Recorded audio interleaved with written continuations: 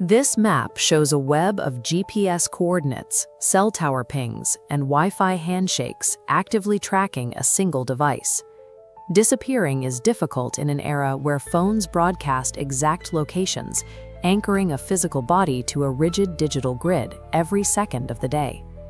Emma Carter was a 17-year-old living a life defined by suburban normalcy. She maintained a predictable, documented routine of high school classes, social media updates, and a steady circle of friends. That routine held steady until the evening of October 14th. During a single hour, her movements moved outside typical patterns, and she ceased to exist. While Emma vanished physically, the data she generated remained. These abandoned logs became the sole witness to her final moments.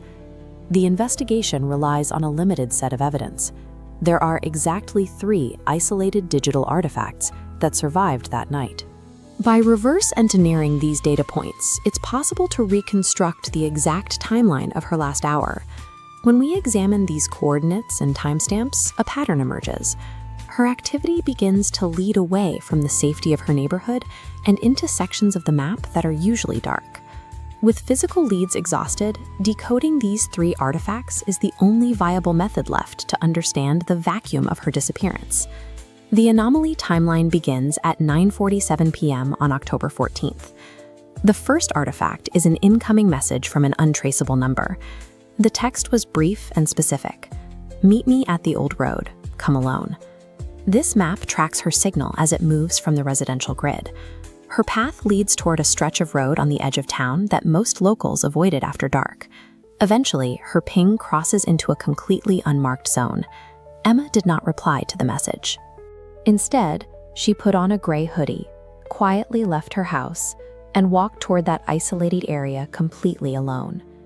The 9:47 p.m. text acted as the trigger, drawing her out from the safety of a monitored environment and into a vulnerable dead zone.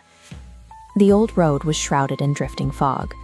Without streetlights, Emma was dependent on the narrow beam of her phone's flashlight to see the guardrails and the forest's edge. At exactly 10:31 p.m., she opened Snapchat and uploaded her final piece of data. She attached a 3-word caption to the image: "I found it." She never specified what she was looking for, or what she had discovered in the dark. But viewers who saw the story later noticed a detail she seemingly missed. For a fraction of a second, a dark silhouette was visible in the background, standing in the shadows behind her. This sequence shows efforts to extract data from the shadow, pushing exposure limits to isolate a figure.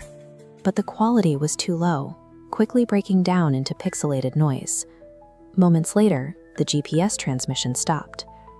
The 10:31 p.m. upload is the final point on the map. After this message was sent, Emma's digital presence vanished as completely as she did. Once the signal dropped, a massive physical search began. Police teams immediately swarmed the surrounding woods with heavy flashlights. K9 units locked onto her scent, tracking her path for nearly a mile into the forest. But near the tree line, the search hit a dead end. Despite the dogs' clear success up to that point, they could not find a path forward through the thick fog. 2 days later, teams found Emma's smartphone in the damp grass. The screen had been shattered. The device was found less than 100 yards from where the final Snapchat was posted. This created a chilling contradiction. The glass and circuitry survived well enough to yield their data, but the human being holding the device was completely gone. Securing the phone provided the ultimate investigative dead end. They had the digital record of her final moments, but no physical trace of her whereabouts. The surviving evidence is limited to an anonymous text, a cryptic caption, a background shadow, and a broken device. These facts showed the divide between digital and physical reality. The data sits exactly where it was left, while the life that generated it remains missing. Investigators continue to run the 10:31 p.m. footage through analytical software, looking for details that have yet to surface. The final image remains archived today.